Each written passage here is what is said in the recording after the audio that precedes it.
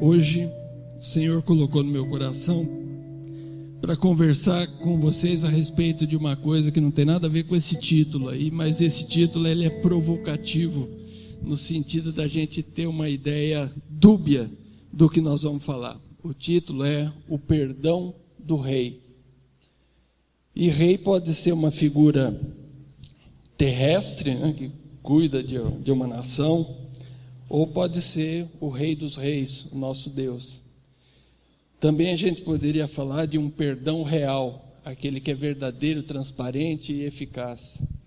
Então, qualquer uma dessas três vertentes que você entender, que Deus possa falar no teu coração. E isso tudo começou num domingo de manhã, quando eu estava acordando lá, não tinha ninguém acordado em casa, fui ter meu momento com Deus, e Ele me levou a ler um pouquinho a respeito da vida de Davi. E Davi é conhecido como um homem segundo o coração de Deus, mas principalmente por ter adulterado. Ficou um carimbo na vida dele. E não foi diferente que Deus me levou a reler essa história do adultério de Davi. Ele estava ali nos jardins do palácio e vislumbrou uma mulher bonita tomando banho na sua casa, se apaixonou por ela, pediu para que ela viesse à presença do rei, ela veio, os dois se namoraram, só que ela era casada com um soldado dele, Urias, e eles ficaram em adultério. Mais do que ficar em adultério,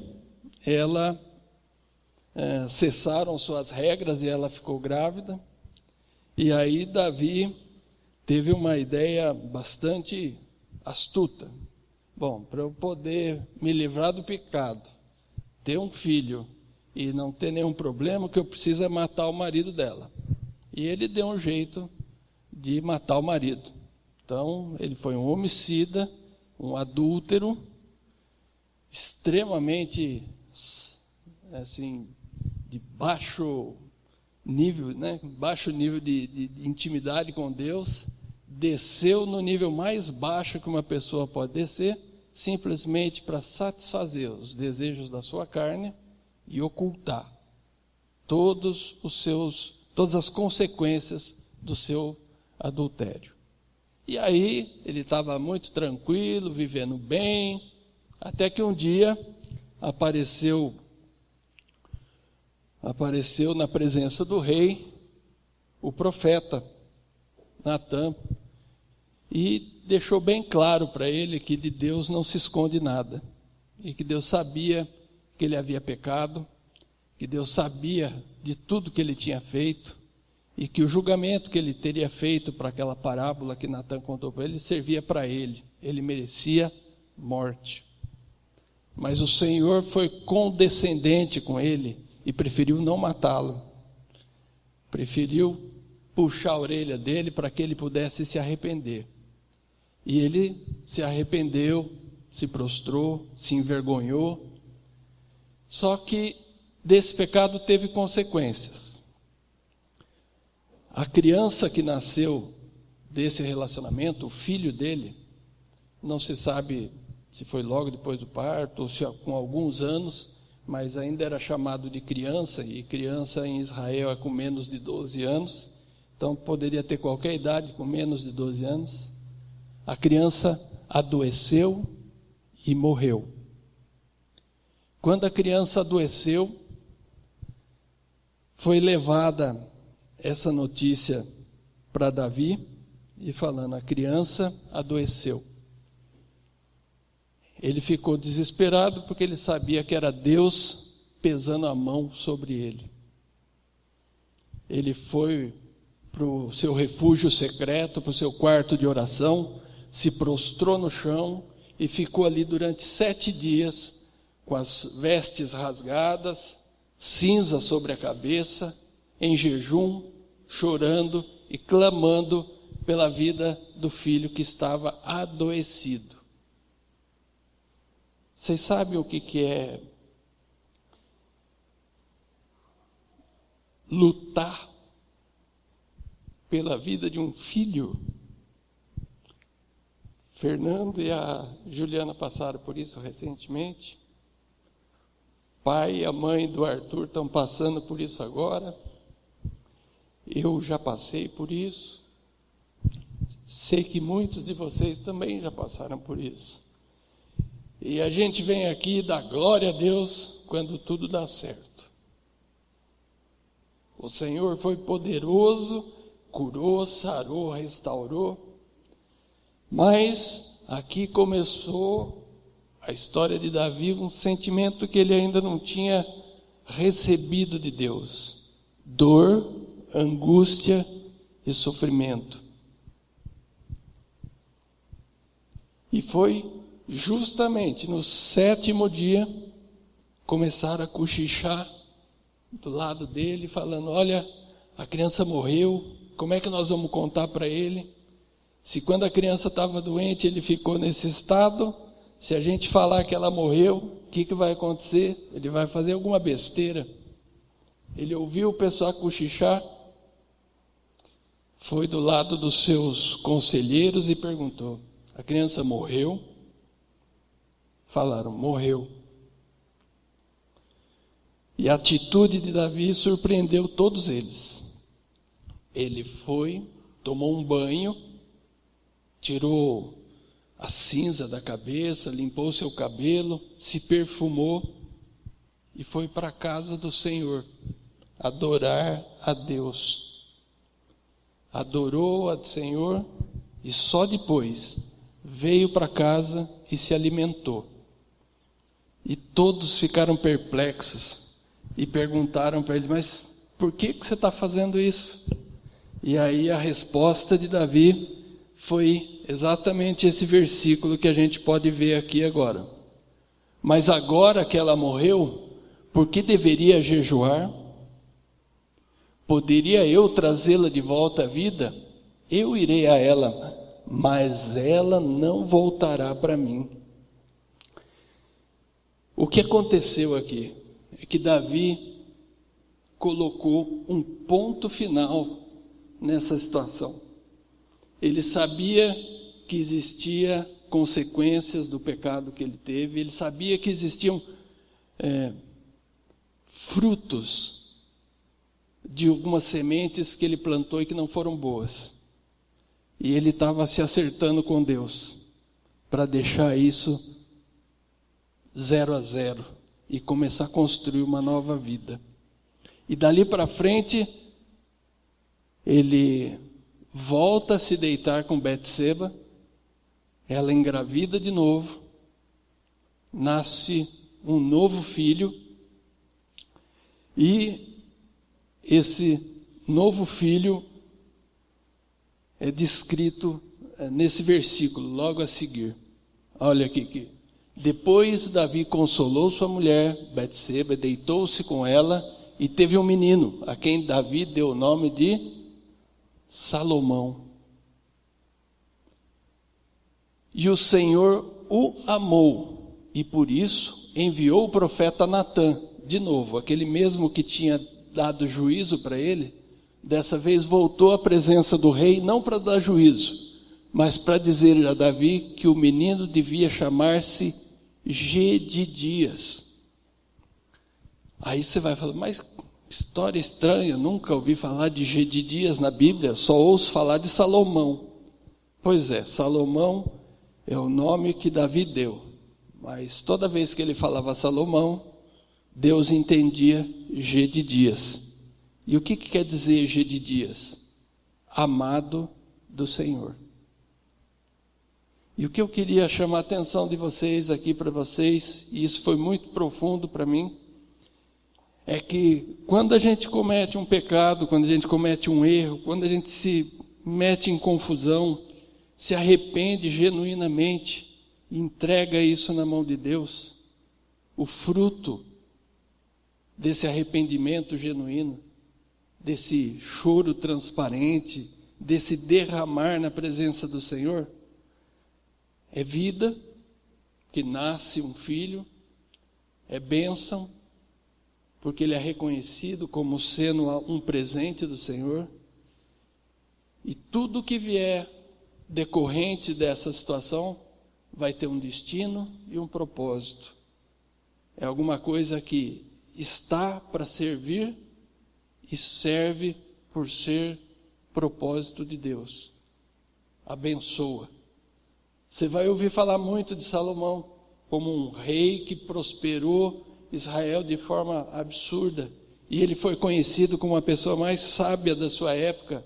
Escreveu várias e várias partes da Bíblia. E é reconhecido como sendo bênção. Porque era uma pessoa com destino e com propósito.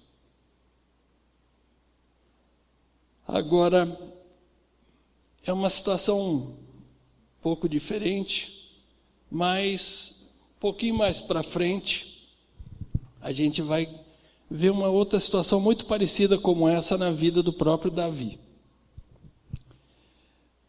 Davi, antes de chegar em Betseba, ele teve outras esposas, e com essas esposas, algumas ele se apaixonou e conquistou para si, outras ele matou o marido e pegou a esposa, porque a esposa queria ficar com ele. Outras ele fez alianças militares para não entrar em guerra com alguns povos e conquistou para ele. E depois de muito guerrear, depois de muito trabalhar, fala a palavra que Davi voltou para Hebrom, que é uma cidade de Israel, e lá em Hebrom teve alguns filhos. Segunda, eu não coloquei aqui, mas eu só vou ler para vocês terem uma ideia, só vou falar os 3 primeiros. Ao todo, Davi teve 18 filhos, com várias esposas, né? Segunda Samuel 3, versículo 2, diz assim: nasceram filhos a Davi em Hebrom. Seu primogênito foi Aminon, de Ainoã, a Jezreelita. O segundo, Quileabe, de Abigail, que fora mulher de Nabal, que Davi acabou matando. Ele não matou Nabal, Nabal morreu de derrame, mas tiveram um entreveiro lá, e a própria Abigail interviu para que Davi não matasse diretamente Nabal, mas Nabal passou um tempo, morreu. E aí Davi falou: poxa, aquela moça é muito inteligente, muito espirituosa, vou tomá-la como esposa. E o terceiro filho foi Absalão, filho de Maaca, filha de Talmai, rei de Gesur. Então, só quero falar desses 3 primeiros hoje aqui. Aminon, Quileabe e Absalão. Quem desses 3 era o sucessor direto do rei Davi, ou do reinado de Israel? O primogênito. É sempre assim em todas as descendências. O primogênito herda o rei. Então, quem era o descendente direto da coroa aqui? Aminon. O segundo, se Aminon não tivesse na linha, seria Quileabe. Esse Quileabe aparece aí, e depois ele aparece mais para frente com o nome de Daniel, porque mudaram o nome dele, porque começaram a fazer gozação com ele. Quileabe quer dizer a cara do pai, mas acho que ele não parecia muito com Davi, ele parecia mais com Abigail, e aí o pessoal achava que ele era filho do primeiro marido de Abigail, e que era Nabal, que era insensato.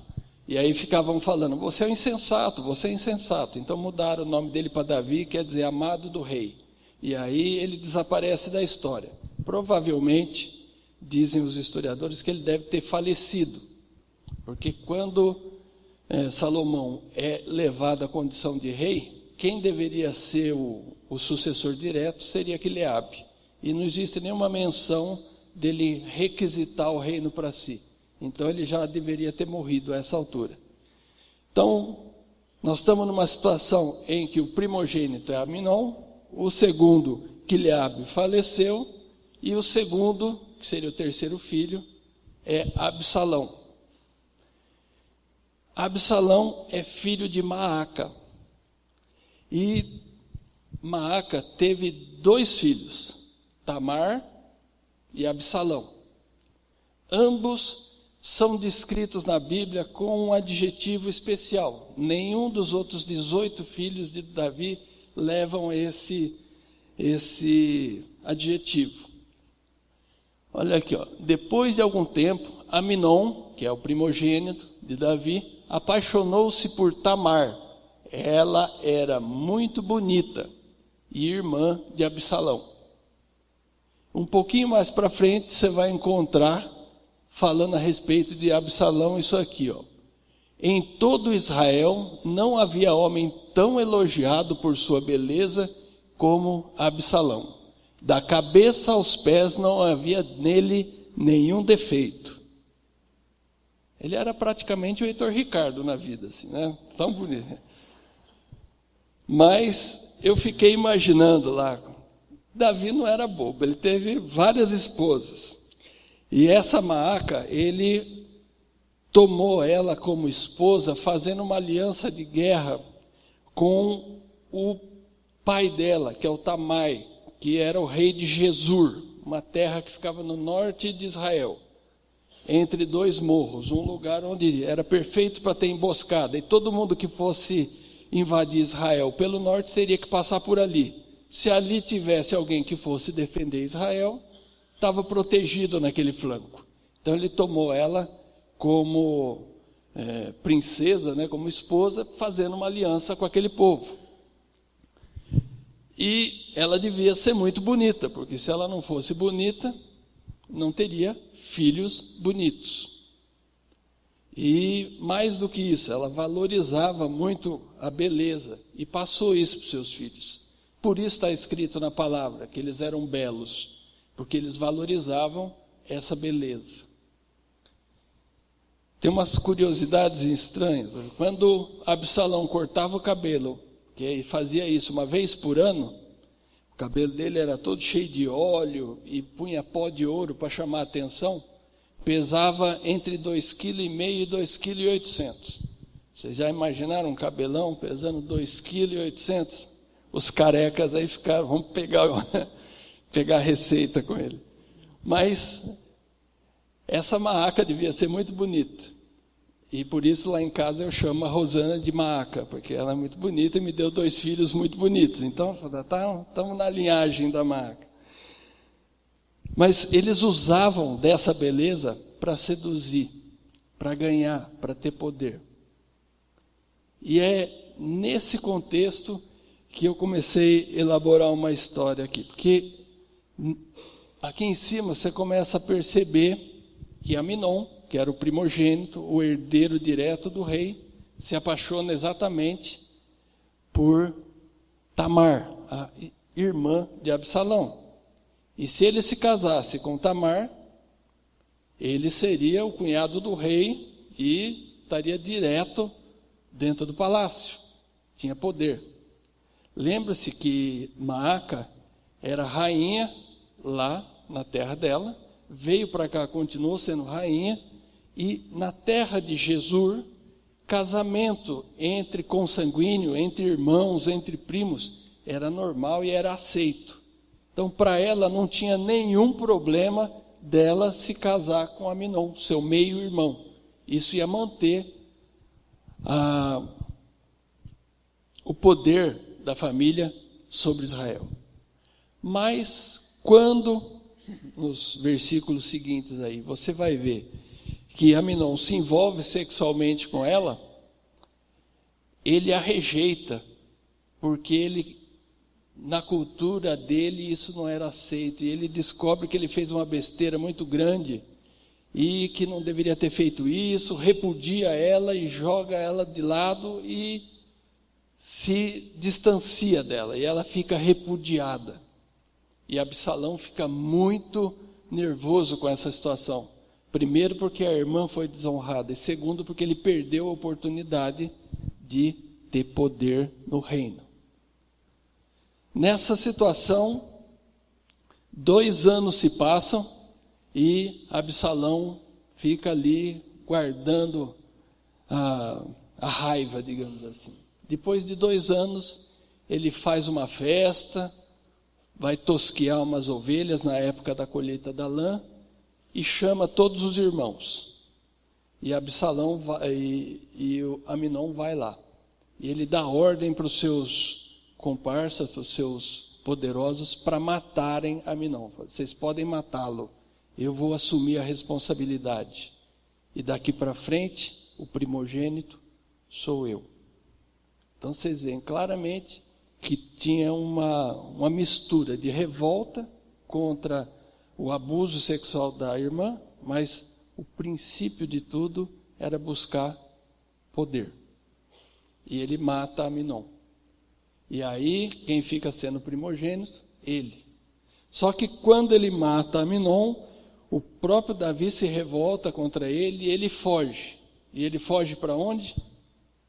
Para Gesur, para a terra do avô dele, onde Davi tinha aliança e não poderia invadir, porque eles estavam ali exatamente para proteger o próprio Israel. E não valia a pena arrumar briga com um ponto estratégico. E ele fica lá durante 3 anos. E depois desses 3 anos, um servo do rei está ali e percebe que Davi começa a sentir saudade e aplacar sua fúria contra Absalão. E permite que ele volte para Israel. Ele intercede e Davi fala, não, pode falar para ele voltar. Mas quando ele voltar aqui para Israel, ele não pode ver a face do rei. Quer dizer, ele pode voltar, viver onde quiser, mas no palácio ele não entra. Ele não pode chegar à presença do rei. Vocês conseguem perceber uma diferença do perdão que ele deu a si mesmo, a Betseba e ao próprio Deus, da morte do primeiro filho, e o perdão que ele deu agora para ele mesmo, para Absalão e para todos os que estavam envolvidos na morte desse segundo filho? Já não foi um perdão real e verdadeiro, mas um perdão. Aqui a história de quando falaram para ele,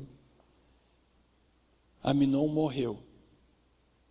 E ele volta a ter a mesma dor, a mesma angústia e o mesmo sofrimento que ele teve quando morreu o seu filho de Betseba. E não para aí, porque mais para frente o próprio Absalão vai morrer. E quando trazem a notícia para ele de que Absalão morreu, e a essa altura Absalão era um inimigo de guerra dele, disputando poder com ele, ele chora e se prostra de novo, e vive novamente essa angústia, essa dor e esse sofrimento. Onde começou tudo isso? Lá atrás, quando ele fez algumas escolhas, baseadas não no que ele conhecia de Deus, mas no que o seu próprio coração tinha pedido para ele fazer. E agora, com a morte de Aminon, ele traz Absalão de volta, e nós vamos ver que começa a ter destruição. Absalão ele vai para Hebrom, e lá em Hebrom ele se autoproclama rei de Israel, junta alguns valentes e começa a perseguir Davi. Davi foge de Jerusalém, fica se escondendo no reino. Depois Absalão sai, Davi vai atrás deles, fica essa luta entre o exército de Absalão e o exército de Davi, até que Absalão morre e é novamente levado. Mas isso tudo foi consequência, e agora nós não temos mais bênção, temos maldição por um pecado, por um perdão condicional. nós não temos mais um propósito, mais uma perda de propósito, um fica brigando com o outro.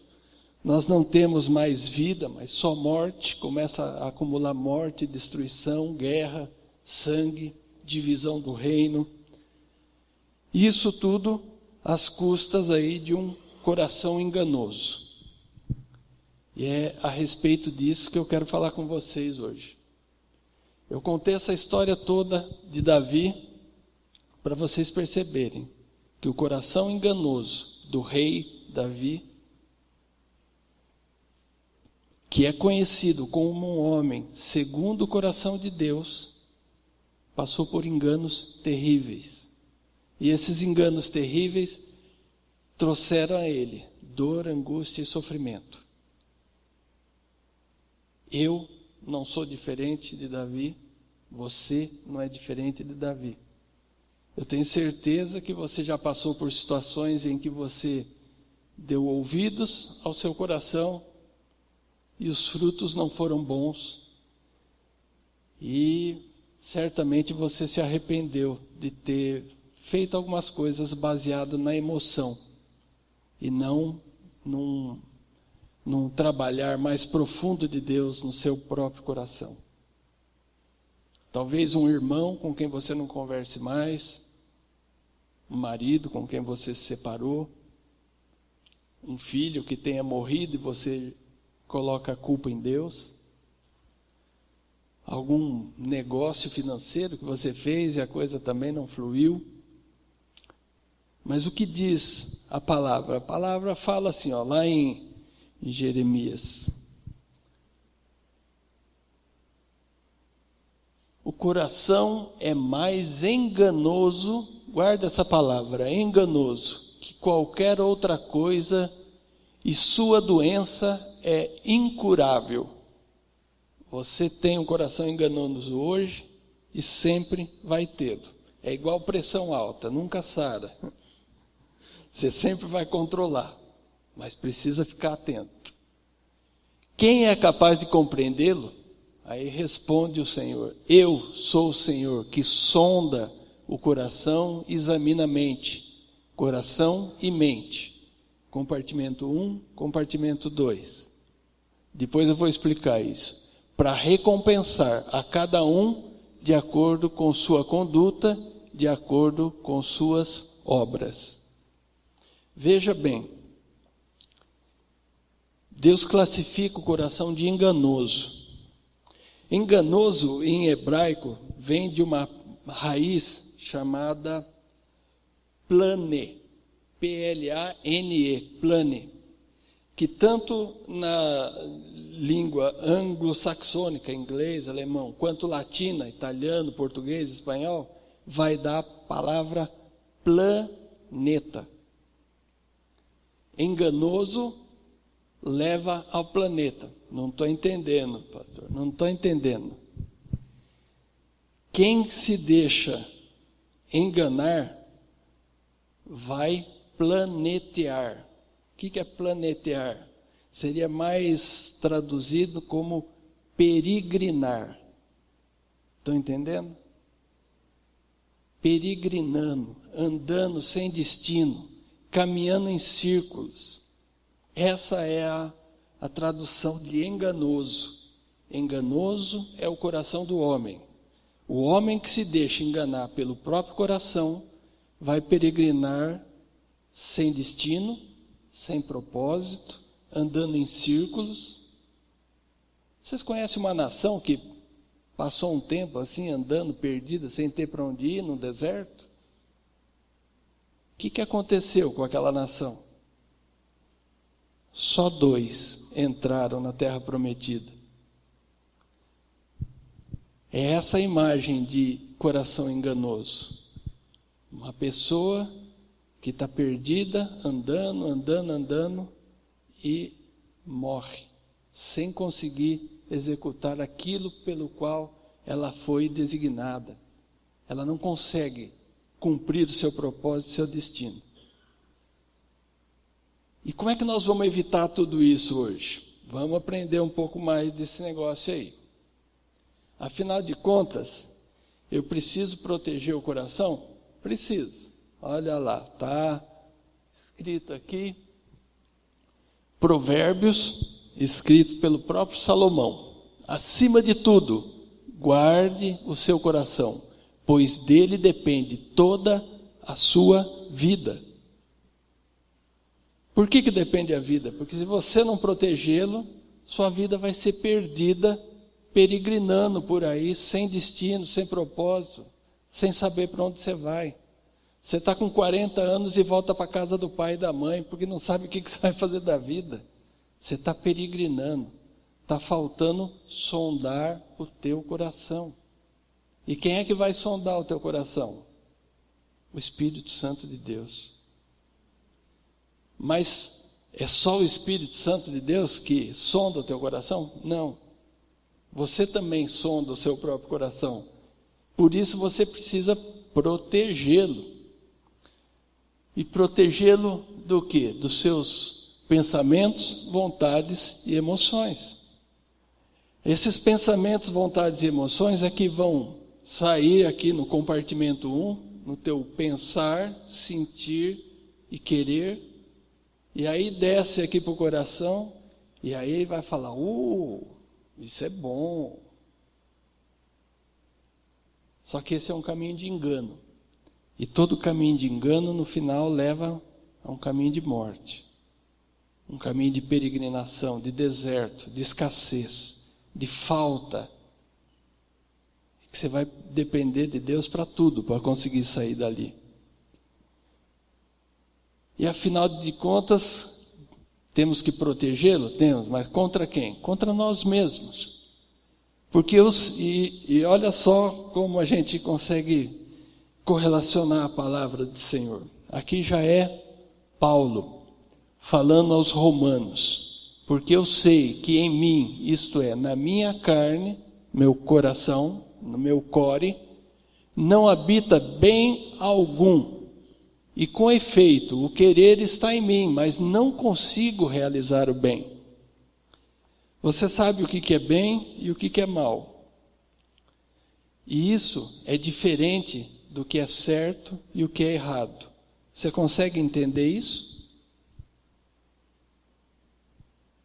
Certo e errado, quem define é a lei.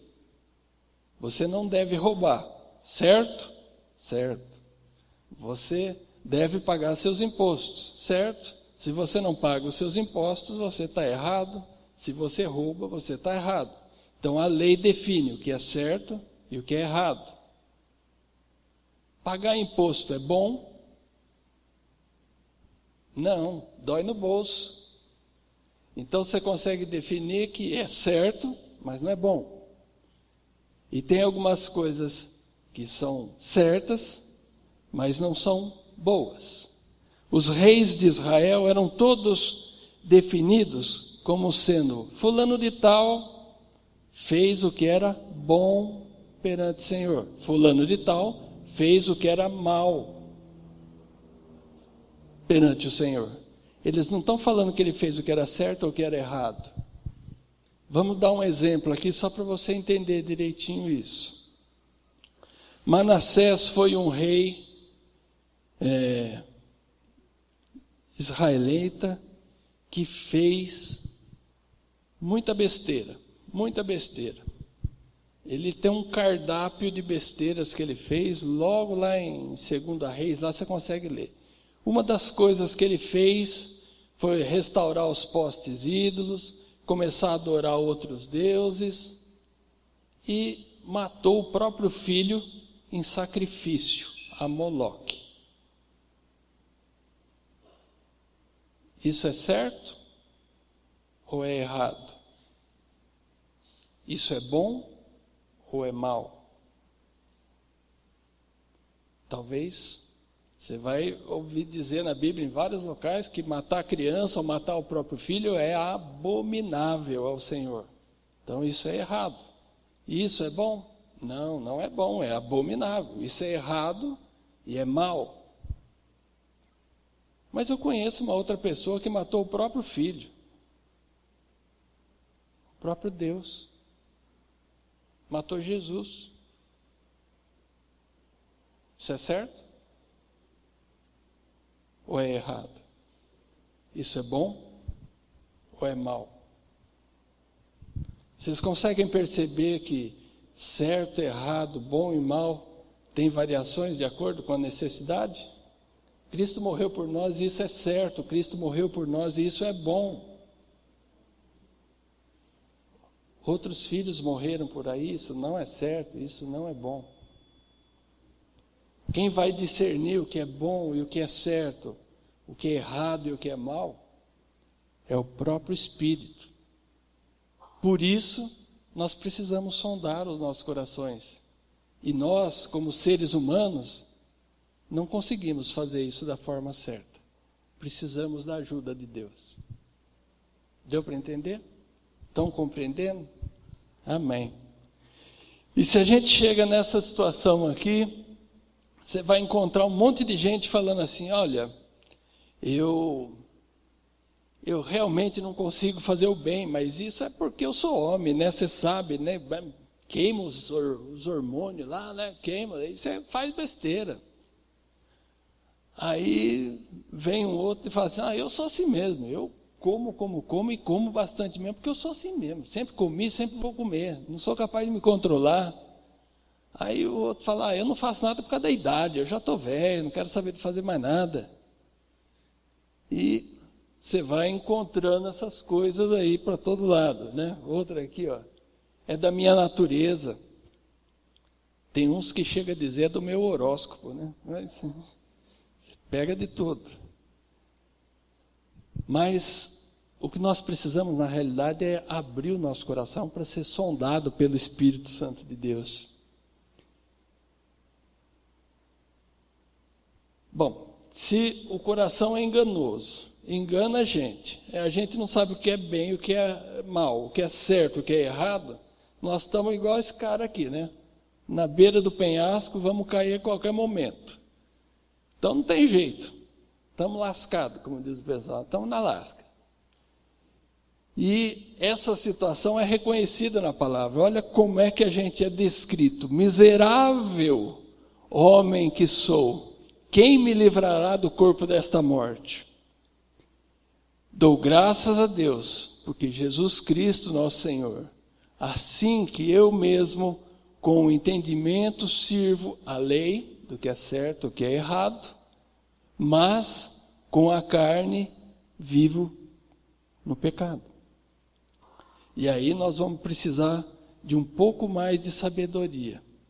Voltando lá para Jeremias, que nós vimos no comecinho, o coração é mais enganoso que qualquer outra coisa, e sua doença é incurável. Quem é capaz de compreendê-lo?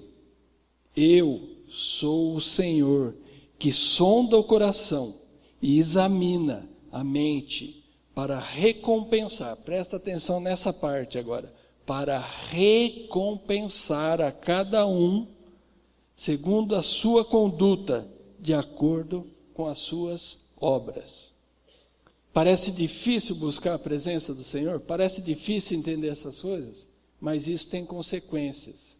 E essas consequências são na tua vida, na vida dos seus filhos, dos seus netos e dos netos dos seus netos. E as bênçãos do Senhor atingem 1000 gerações. Mas a maldade, se você errar aqui, vai até a 3ª e 4ª geração.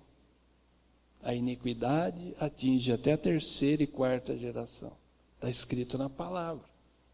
Então o que você faz agora não é tão inconsequente assim. Pô, eu só tenho 18 anos. Mas você vai casar, vai ter filho, vai ter neto, vai ter bisneto. Você não precisa pensar em si. Pense um pouco mais amplo. Pense em você como família, como igreja, como indivíduo abençoado pelo Senhor. E aí vem de novo a presença tanto de Davi, com a experiência, com Salomão, com a sabedoria. E Davi fala assim: sonda-me, ó Deus, e conhece o meu coração, prova-me e conhece os meus pensamentos. antes deles descerem para o coração, e vê se há em mim algum caminho mau, entre bem e mal, e guia-me pelo caminho eterno. Caminho eterno é esse de abençoar gerações. Todos os caminhos do homem são puros aos seus olhos, mas o Senhor pesa o espírito. Do que nós estamos falando aqui? Que a nossa luta não é contra sangue, nem contra carne, mas contra principados e potestades. Ele pesa e sonda os espíritos que estão influenciando você a tomar aquela determinada atitude. Ou seja, você toma aquela atitude porque você se engana pelo coração, e o teu coração é enganado porque você está debaixo da cobertura ou da influência de espíritos não tão relevantes. Não são os anjos do Senhor que estão te guiando, mas os anjos que não são do Senhor.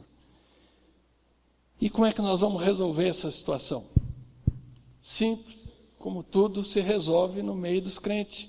Joelho no chão e oração na mão. Porque o Senhor falando, porque eu bem sei os pensamentos que tenho a vosso respeito, diz o Senhor, pensamento de paz e não de mal. Diz para vos dar o fim que esperais. Então me invocareis, e ireis e orareis a mim, e eu vos ouvirei. O que eu quero dizer com isso tudo? Nós precisamos ter mais intimidade com Deus. Na hora da angústia, você viu lá Davi se prostrar, ficar 7 dias de jejum, cinzas na cabeça, rasgando a roupa, colocando pano de trapo e buscando a presença do Senhor. Se ele tivesse feito isso antes de se envolver com Betseba, o Espírito teria colocado no coração dele: você é um homem de Deus. Você pertence a um Deus fiel e justo, e vai te fazer saber o que é certo e o que é errado, o que é bom e o que é mal, te livrar dos maus caminhos e acrescentar na tua vida caminho reto. Eis que ponho diante de ti o caminho da vida. Vai, pois, pelo caminho da vida, nem para a direita, nem para a esquerda. Não tem cinza, é preto ou branco. Ou você está com Deus, ou não está com Deus. Ou você está com a influência dos anjos do Senhor, ou você está com as influências do inimigo na tua vida. Será que quando você olha aquelas figuras que aparecem de repente no teu computador, você está orando ao Senhor? Ou quando você pensa em fazer um negócio escuso e ganhar um dinheiro ilegalmente, você está debaixo da bênção do Senhor? Esse dinheiro vai ser bênção na sua vida? Não. Nós precisamos ter intimidade com Deus para poder ouvir esse Espírito ministrando ao nosso coração e trazendo a luz, porque onde há luz, não há trevas. Eis que o Verbo se fez carne, eis que o Verbo se fez luz. Nós precisamos ler a palavra e buscar a presença do Senhor. Permitir que Ele ministre aos nossos corações a verdade que Ele quer de cada um. Ele jamais vai desfazer um sonho teu, se esse sonho for realmente posto no seu coração por Ele. Mas Ele vai secar o teu coração, a tua vontade, se isso não for do coração dEle. Como é que você vai chegar para um drogado e falar para ele: para de usar droga? Ele fala: mas a droga me dá prazer. Ele fala: eu tenho um Deus que vai te dar muito mais prazer. É só você abrir a porta do teu coração e permitir que Ele entre. Tudo vai se fazer novo. Tudo. Não há áreas na tua vida que Deus não queira estar. Não há áreas na sua vida que Deus não queira se manifestar. E não há áreas na sua vida que não exista para que venha a dar honra ao Deus, ao verdadeiro Deus. E é isso que Ele quer te buscar. É isso que eu queria que você entendesse. Que nem só de emoções vive o homem, mas da bênção do Senhor no seu coração. Amém? E eu queria que você se levantasse, viesse aqui à frente para a gente poder orar por vocês. Porque a proposta agora é essa: tempo de viver coisas novas. Talvez esse fosse o melhor título. Não um perdão do rei, mas um perdão real a todas as besteiras que nós já fizemos na vida. E eu estou me colocando nessa categoria de quem já quebrou muito a cara. E eu queria que você colocasse agora diante de Deus em oração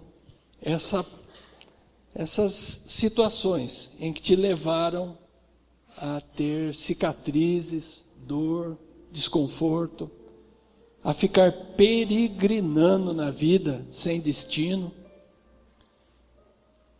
E o Senhor começa a trazer no meu coração algumas situações aqui pelas quais eu vou orar. E a palavra é essa: tempo de viver coisas novas, num outro nível, num relacionamento mais direto, profundo e verdadeiro com Deus. Um Deus que te ama, que morreu por você, que não quer te ver peregrinando na terra do inimigo, mas quer te ver na presença dEle, com quem Ele possa falar.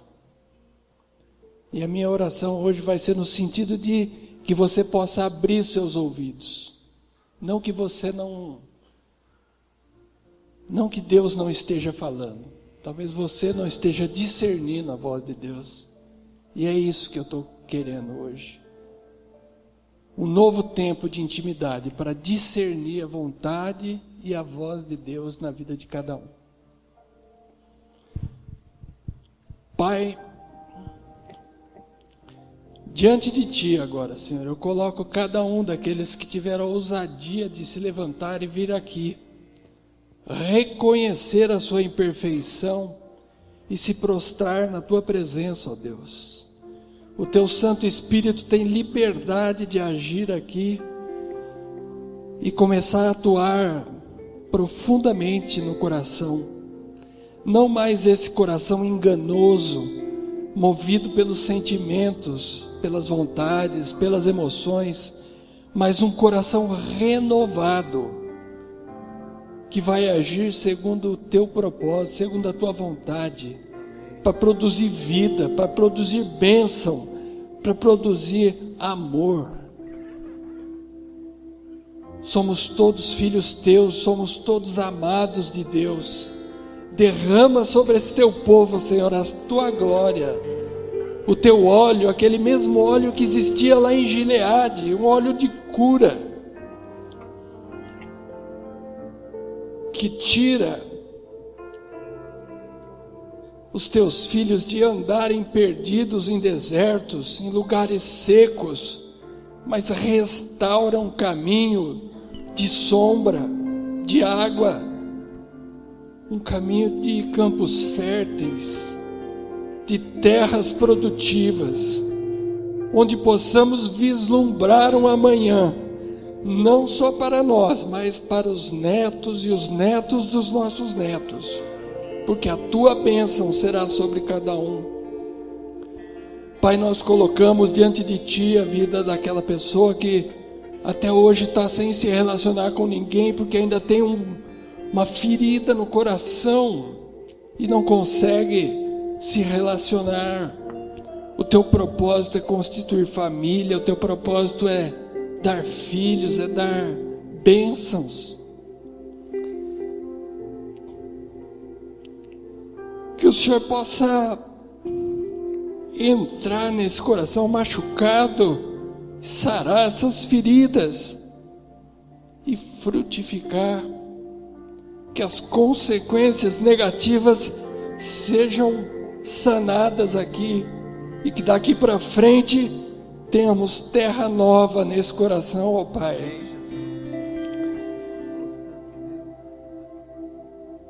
Aqueles que estão com dificuldades na família, relacionamentos com filhos e enteados, relacionamentos com irmãos, ó Deus, passa o teu sangue nesse coração, restaurando relacionamentos contigo de forma verdadeira e liberando perdão.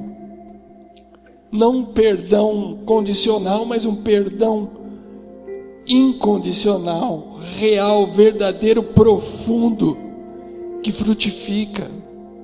Ó Senhor, dá mais e mais de Ti a cada um de nós. Você que já passou por uma doença grave, uma situação de internação, tem traumas, acorda pensando no sofrimento, esquece esse sofrimento. Deus te restaurou, te salvou para que você ande de cabeça erguida, para dar testemunho da glória do Senhor na tua vida e não para ficar preso no passado. Derrama, Senhor, do teu óleo, que possamos viver uma vida plena na tua presença a cada dia, em nome de Jesus. Colocamos, Senhor, diante de Ti essa igreja sofrida, igreja que tem muitas lutas, mas cada uma dessas lutas, Senhor, de hoje em diante não serão mais lutas, serão testemunhos de vitória. Porque a presença do Senhor vai se manifestar nesse ano como fogo durante a noite e como a nuvem durante o dia, que acompanhava durante o deserto até chegar à terra prometida. Em nome de Jesus. Amém. Glória a Deus.